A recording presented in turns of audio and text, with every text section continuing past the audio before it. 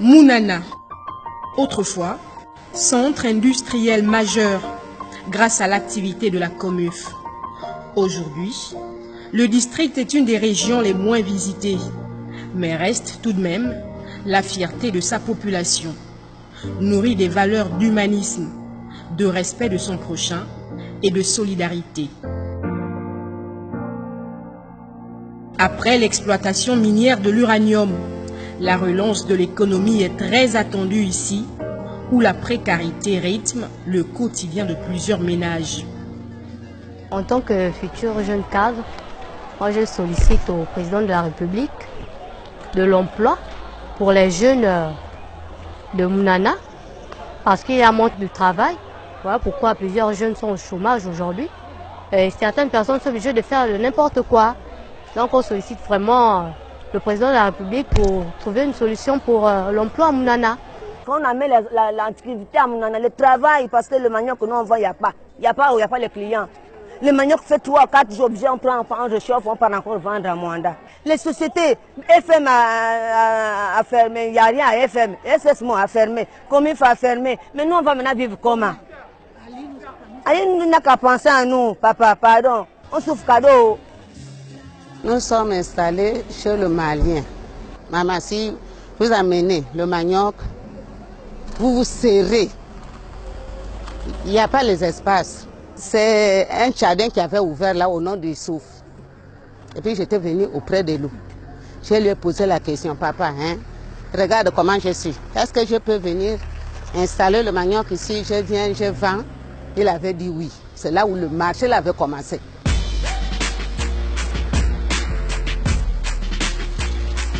Ce matin-là, à l'hôpital Jean-Claude Androl, le personnel soignant va agréablement être surpris.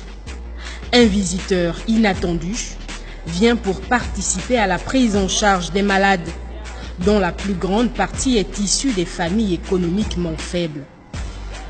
Christian Magnagna, le fils de la localité, a choisi la proximité pour refonder les liens sociaux et politiques en cette période de fin d'année. Ce n'est pas un petit hôpital. C'est un hôpital qui a une longue histoire et placé sur la nationale, c'est un hôpital stratégique qui a vocation à venir en appui à Logouelolo, mais également à Touloto. Pour les gestes que vous pratiquez tous les jours, pour les vies que vous accompagnez tous les jours, que vous sauvez, nous sommes engagés à porter des actions de solidarité. Derrière le message du chef d'État qui veut que le partage devienne notre règle. De la même manière que vous partagez le temps à vous occuper des enfants, des femmes, des jeunes, des notables dans les villes ou quand ils viennent à l'hôpital, nous aussi, notre sens de partage, c'est de temps en temps venir quand on peut, en toute solidarité, dans un esprit d'unité, dans un esprit de service public, parce que nous savons la nécessité pour votre efficacité d'avoir ces médicaments, ces instruments, ces outils de santé, afin de parfaire évidemment, je dis, votre service. Des symboles d'amour, de solidarité et surtout de partage. Pour le bureau du conseil municipal, de nouveaux outils pour contribuer efficacement à l'embellie de la commune. Et pour encourager les populations, la mise en place d'un concours des quartiers et villages propres est envisagée. J'arrive ce matin à vous demander de procéder vraiment à la veille des fêtes de fin d'année au nettoyage de la ville de Mounana. Proposer qu'on nettoie véritablement tout le district, mettant en place ce concours des quartiers et villages propres pour que tous les mois, on met en place un comité qui vienne déposer une enveloppe d'encouragement à celui qui vient nettoyer derrière chez lui, au chef qui est méticuleux, qui veut à ce que ces populations s'assurent que le quartier est propre. Aujourd'hui, on sait que la mairie ne peut pas tout faire. Les populations peuvent prendre le relais parce que ce sont elles qui habitent dans leur quartier. Il ne faut pas qu'elles attendent toujours l'État. Il ne faut pas qu'elles attendent toujours le gouvernement. Il ne faut pas qu'elles attendent toujours le chef de l'État pour quand même nettoyer aux abords de chez nous. le collège d'enseignement secondaire Bruno Bokoko, le témoin de la belle histoire scolaire depuis plus de 40 ans. Il a déjà formé plusieurs cadres, aujourd'hui au service du développement de la nation. Mais ces dernières années, au-delà des difficultés de fonctionnement, l'établissement est confronté au manque d'enseignants. Alors, les cours sont assurés par des vacataires qui malheureusement attendent souvent d'être payés. Christian Magnagna veut privilégier l'écoute et la disponibilité pour réaliser la stratégie Gabon émergent. Toujours un montant de 7 650 000 francs.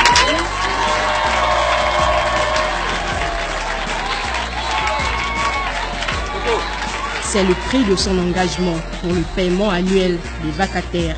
Veuillez humblement accepter, Monsieur le ministre, les remerciements d'un chef d'établissement qui, bien accablé par le règlement d'une ardoise, qui a pu prendre les proportions d'une dette intérieure, reçoit une bouffée d'oxygène pour contenter des jeunes gens qui ont choisi d'offrir le b.a.-ba des sciences à nos élèves.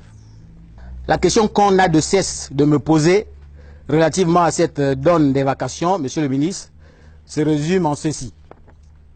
Pourquoi forcément des vacataires alors même qu'on sait qu'on ne dispose pas de ressources financières pour les payer? Mon embarras à y répondre est tel que la découverte de mon identité d'aventurier se dévoile bien grossièrement. Pourtant, Monsieur le ministre, Mesdames et Messieurs, le raisonnement qui m'inspire de prendre des vacataires est bien simple et se résume à un simple questionnement. Le voici. Doit-on assister passivement à l'évolution des élèves en classe supérieure sans une seule idée de ce qu'est un calcul arithmétique ou géométrique? Doit-on se contenter de 3 voire 2 disciplines pour évaluer et prononcer le passage en classe supérieure de nos élèves appelés à se frotter à d'autres dans leur parcours scolaire? Doit-on les lancer dans la compétition sans outils suffisants? Ce sont ces questions que je me suis posées et qui m'ont amené à la réponse suivante: osons. Monsieur le ministre, permettez que je vous dise merci du fond du cœur. Les vacataires vont pouvoir toucher de l'argent. Et l'argent procure du plaisir. Au-delà de cet honneur et de ce plaisir, les vacataires du CES Bruno Bokoko voudraient émettre à votre Excellence un vœu, une doléance. Nous voudrions respectueusement vous prier de bien vouloir mettre en place un comité de suivi de nos dossiers pour le recrutement direct au ministère de l'Éducation nationale. Nous vous savons très attentifs pour la chose éducative en général et pour la formation de l'élite de Mounana en particulier. C'est pourquoi nous ne doutons pas un seul instant de l'issue de cette unique doléance. C'est pour donner corps à la vision du chef de l'État qui veut que la jeunesse soit sacrée. Et c'est pour ça qu'il a décerné son septennat à la jeunesse, ce septennat en cours évidemment, à la jeunesse gabonaise. C'est pour vous dire tout le bonheur que j'ai et l'honneur qui est le mien d'accompagner votre éducation. C'est de soutenir ceux qui se donnent la force, la peine des fois, d'honorer justement cet engagement de jeunesse sacrée, les vacataires. Dès que j'en ai été informé, il était tout à fait normal que je réponde présent. Donc, je viens juste vous dire court que j'ai pris sur moi la décision de prendre en charge toute cette année scolaire. La prise en charge de tous les vacataires de toute l'année scolaire telle qu'elle a démarré, telle qu'elle va se poursuivre jusqu'en 2018.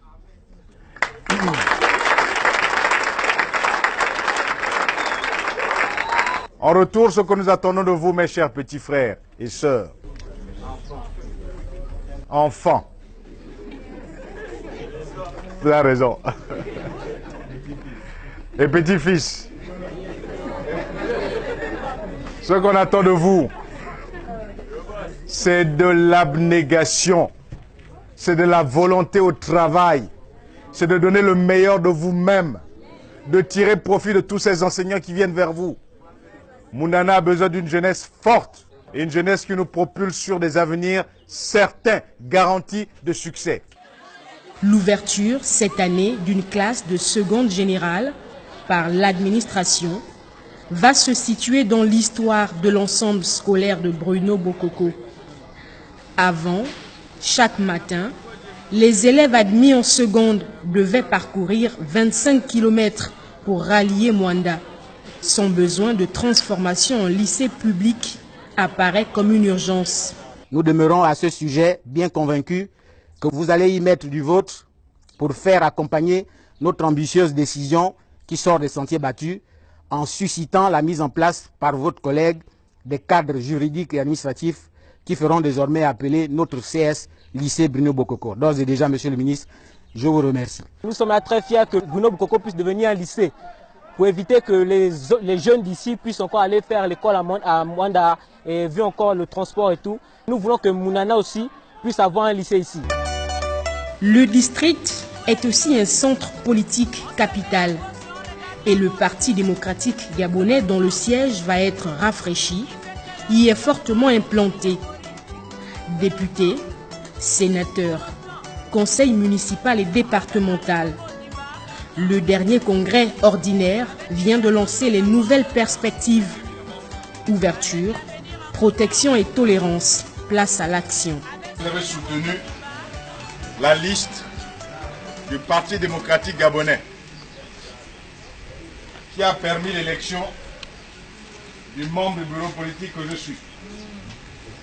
L'élection des membres du Conseil national que vous connaissez et l'élection des membres du comité central.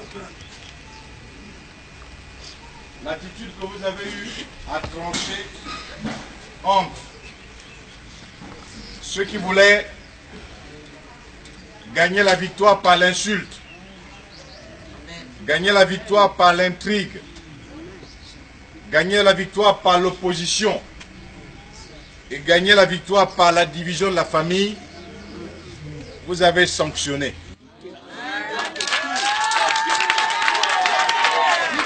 Plus de 80%.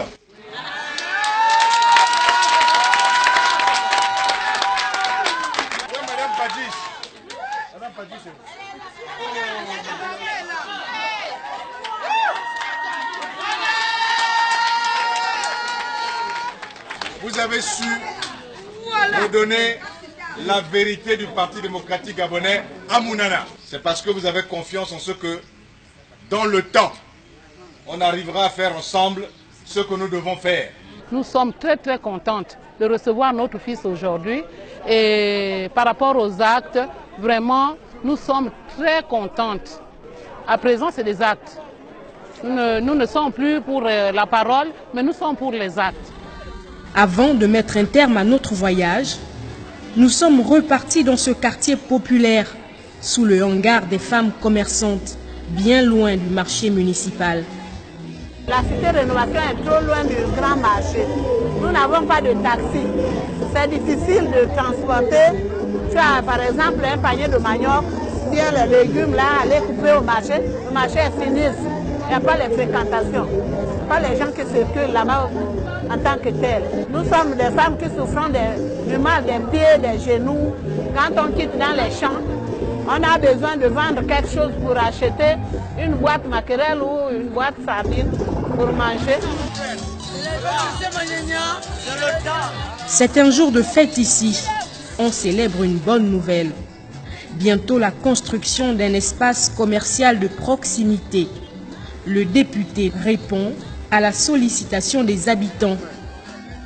Vous savez qu'un bienfait n'a jamais été oublié. C'est ce que nous voulons. Tout on demande aux hommes politiques de nous faire le marché, ils ne veulent pas. Maintenant, s'ils posent l'acte comme ça, c'est bon. Ce qu'on veut, c'est les actes. On ne veut pas les promesses et puis après, attendez. Ce que nous voulons, c'est maintenant les actes. Quand tu poses ton acte, tu mérites aussi une récompense. Nous avons attendu ce moment depuis longtemps. Vraiment, nous vous disons merci. Merci, monsieur le ministre. Mais je prends la parole d'abord pour saluer l'initiative des femmes de rénovation, des femmes commerçantes de rénovation qui, depuis des années, travaillent à l'exercice de voir éclore une économie sociale dans rénovation, une économie sociale dans Mounana, une économie que les femmes de Mounana développent pour permettre d'envoyer leurs enfants à l'école. Je voudrais, chers amis, chers compatriotes, vous inviter à acclamer cette initiative et à les applaudir fortement parce que voilà un exemple que je soutiens, un exemple que nous appuyons. Cette action, c'est pour que la mendicité soit freinée. Cette action, c'est pour que la richesse revienne progressivement à Mounana. Aussi, au nom du membre politique nouvellement élu à la tête de la fédération du district de Mounana, au nom des membres du Conseil national nouvellement élus et au nom des membres du comité central, je voudrais à travers cet acte montrer également l'engagement du Parti démocratique gabonais pour le développement des populations. Le Parti démocratique gabonais est le parti du distingué camarade président Ali Bongo Ndimba. Et à l'issue de son dernier congrès, le distingué camarade, en prenant la parole, a souhaité que le Parti démocratique gabonais devienne un parti de l'action, un parti de l'exemple, un parti de la proximité. La pose de la première pierre marque ainsi le lancement des travaux.